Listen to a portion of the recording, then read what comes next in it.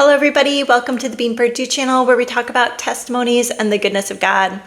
Today I have two testimonies to share with you. We've had a lot going on in our family life and some things have happened and I want to share them with you, and it is my hope that they will grow your faith and be an encouragement to you as well.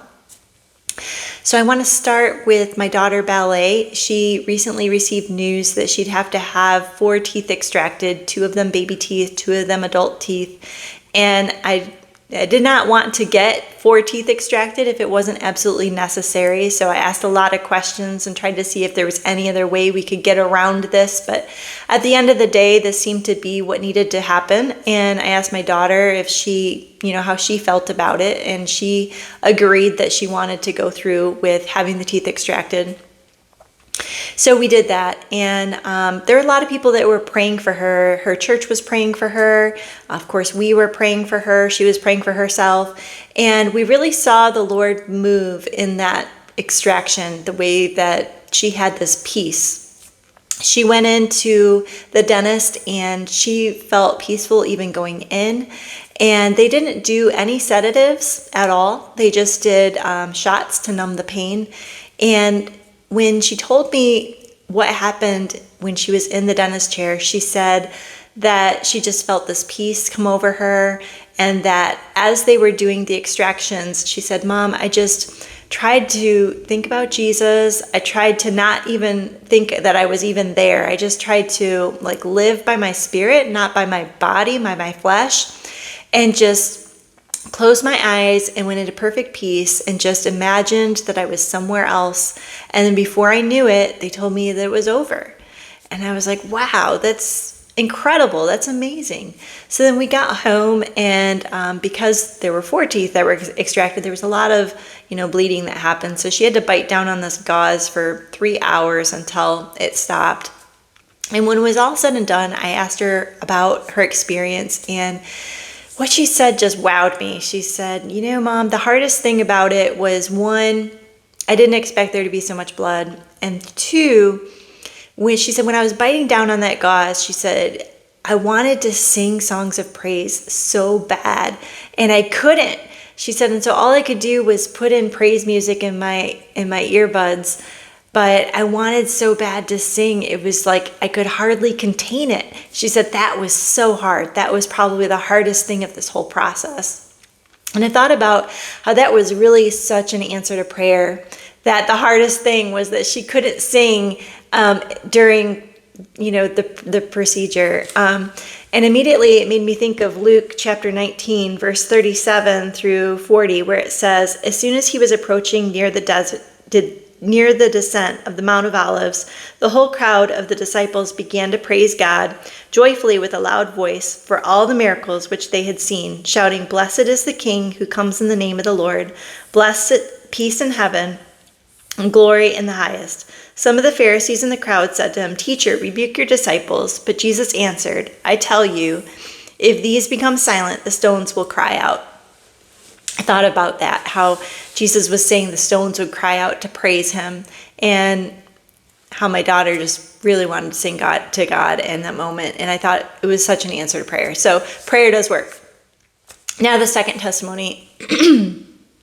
This one really caught our family off guard, and it was a big deal, and I want to share it with you. So my husband, he works out. He's a CrossFitter. He's very strong. And he was at the gym one morning, and when he came home, after the workout, he was experiencing some chest pain.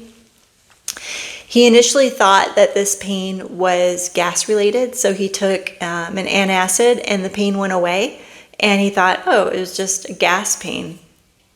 The next day, he worked out, and when he came home, it happened again. So he took another antacid, and he thought maybe it's my protein shake, because he takes it after work, protein shake, and then he thought maybe he was having some sort of a reaction to it.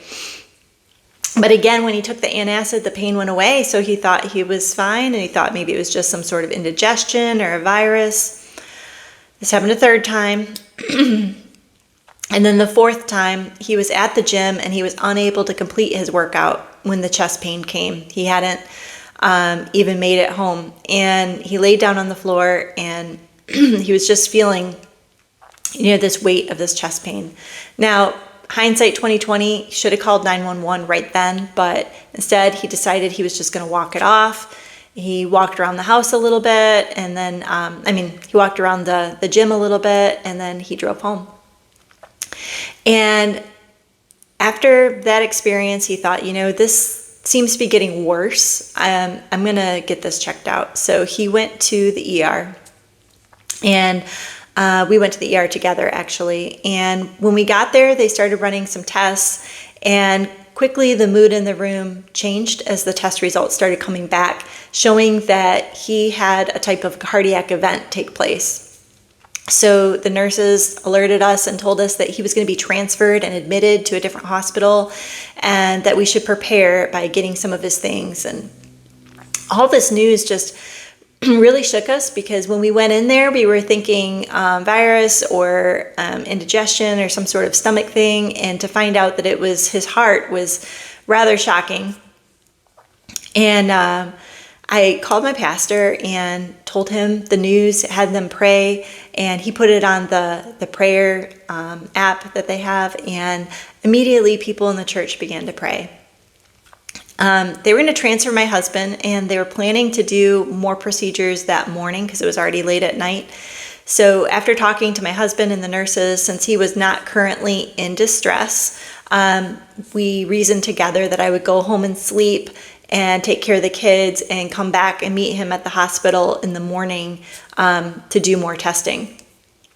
But as I was walking out to the car, just feeling kind of shocked that he was staying and I was leaving without him, I looked at my car in the parking lot, and there was a big rainbow going over the backdrop. And I just knew that that was a touch from the Lord in that moment, just, him communicating to me that his promises, that he's with me in this situation. And not only that, but I was surprised to see one of my friends in the parking lot. She had known the news of what was going on in the ER, and she drove there right from a play that she was going to, and met me in the parking lot and gave me a hug and comforted me in that moment. And it was such a blessing to have her with me. And then when I got to my car to get my things, I just had this moment where, all the stress, just kind of let it out, and I was able to cry and have her there with me in the car, and talk things through on getting home and what I would need in the coming days. So I went home, and my husband was transferred to this other hospital. I kept my phone by my bed in case something were to happen and he needed to contact me. And at 5:30 in the morning, I got a phone call from him saying that his procedure testing was scheduled for the afternoon, but they had a change and they were moving it up to first thing in the morning, and that they were prepping him for surgery right now. So I immediately, got up, took a shower, and was preparing to drive to the hospital to be there with him. And so I drive out there, and I get there at like 6:30 in the morning, and I go to the main entrance, and they say, "I'm sorry, this entrance is closed. You have to go through the ER." So I drove to the ER entrance, and they said, "Oh, I'm sorry, this is only for ER patients. If you're here to see an inpatient, that's the Palmetto building entrance, and that opening is at 8 o'clock. You have to wait for them to open the doors." And I tried to explain, my husband's having a test, a procedure, and I need to be there with him. And again, he was just like, "I'm sorry, you have to wait until 8 o'clock. So I'm gathering my husband's duffel bag, and I'm walking across the parking lot trying to get to the Palmetto building. And the phone rings, and it's the doctor, and he says, "Your husband's in recovery. Everything went well." He gives me the rundown of the latest, and I said, "Look, I'm here in the parking lot. Is there any way that you guys can let me in?" And he said, "No, I'm sorry. You have to wait until 8 o'clock. He said, "But I just, be at peace. Your husband is okay." And so I was thankful for that. But I still had another hour until the building opened, and I really, really wanted to be with him when they wheeled his bed back into his room. So I thought, I'm just going to go up to the Palmetto building and maybe I'll win favor with somebody and they will let me in the building. So I walked up to the building. And to my surprise, the doors, the automatic doors, they opened. And I was like, that's interesting. It's only 7:00, but okay. So I walked in and I sat in the waiting room, and the computers were off, the lights were still dim. And I just waited in the waiting room for an hour until about 7:50, actually, when the staff started coming in for the front desk. And the lady looked at me and she said, "How did you get in here?" And I said, "Oh, I just walked in the door." And she said, "No, the doors are locked. How did you get in?" And I said, "Well, they're open now. I just walked in the doors. They open." And she walks over to the doors and she looks at them and she's like, "No, these doors are locked." And she said, "Look." So I got up from where I was seated and I looked out where I couldn't see before. And I saw there was a line of people waiting to get in the building. And she said, "Did somebody let you in?" And I said, "No." And she thought I was lying because she's like, there's no other way you could have gotten in the building if somebody had to open the door for you. And again, I said no. But since there's only 10 more minutes until 8, she decided to just allow me to sit in the waiting room for the rest of the 10 minutes until I could be checked in. But as I sat there thinking, like, what just happened? Like, is this a miracle? The doors are locked, and yet I just walked in, and clearly these people are locked out. And I thought, this has to be the hand of God.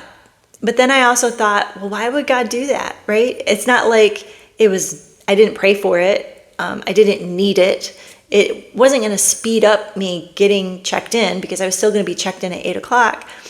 But I think when things like that happen, it just shows like the favor of the Lord with us, that He's with us, He's comforting us. And thank God that I didn't have to like sit in my car in the cold waiting for 8:00, but the God just allowed me to be in a place of more comfort in the waiting room and just kind of sit quietly on the couch waiting for them to open the doors. I think sometimes when God shows His life and His ways into us by like doing things that aren't really necessary, that it shows His goodness and His love and His care and concern, even in like the small things, of just allowing me to feel the comfort of sitting in a building instead of sitting outside with a duffel bag. And I was very touched by that. So here I had the rainbow, and then I get the doors open for me. So I go up to visit my husband, and he's doing well. And we learned that his chest pain was caused by a congenital heart defect that we didn't know he had, in combination with a 75% blockage of the widowmaker artery, the LAD. So they ended up putting a stent in that artery, and the doctor made us aware of this congenital heart defect, which we didn't know. And the doctor told him that he wouldn't be able to do CrossFit at least for several months, but that he will always need to be watchful of his heart rate because of this heart defect, and have to just be more careful as far as like watching his heart rhythms and stuff. But it was such a blessing from the Lord that He alerted us to this, because then I reflected that the week before, when I was praying, the Lord had prompted me to pray for my husband. And I prayed for his health. I prayed for, his job. I prayed for, him. And I was looking back and I was like, oh my goodness, the Lord had prompted me to pray for him, like knowing that the next week all this was going to happen. He had gone through 4 cardiac events. They weren't heart attacks, but they were cardiac events. And any one of those, could have been a heart attack, but the Lord preserved him and kept him and, saved his life, and allowed time for us to be able to go to the hospital to have this treated and taken care of. And not only that, but the next day our church provided meals for us to take home for the kids so that they would have a dinner and I wouldn't have to cook. And during this process of, the whole thing. When I was spending time with the Lord Friday night, which was after the ER visit, the Lord had given me these verses that I want to share, and they encouraged me, and they helped me to realize and know that God was with me through this whole thing. And of course, with my husband through this whole thing. And he's feeling great now. He's recovering, and it'll be probably 3 months for him to fully recover. But he's doing great. He's able to go back to work, and so I'm thankful for that. So Isaiah 41:10 says, I will uphold you with my righteous right hand. Psalm 18:30, as for God, his way is perfect. The word of the Lord is proven. He is a shield to all who trust in him. Romans 8:28, and we know that all things work together for the good of those who love God, to those who are called according to his purpose. Psalm 34:19, many are the afflictions of the righteous, but the Lord delivers him out of them all. Mark 11:23 through 26, truly I say to you, whoever says to this mountain, be taken up and cast into the sea, and does not doubt in his heart, but believes that what he says is going to happen, it will be granted to him. So the Lord asks us to believe in his word, believe in his promises that he gives us. He wants us to be faithful and obedient and to have our trust in him, and to not give a foothold into fear, but to just trust that we're in his hands and that the peace of God can go with us through any circumstance that we go through. He is faithful and just, and he is with his children all the time. And he will provide people to come alongside you during times of need. And he will give you insight into what to pray for in advance.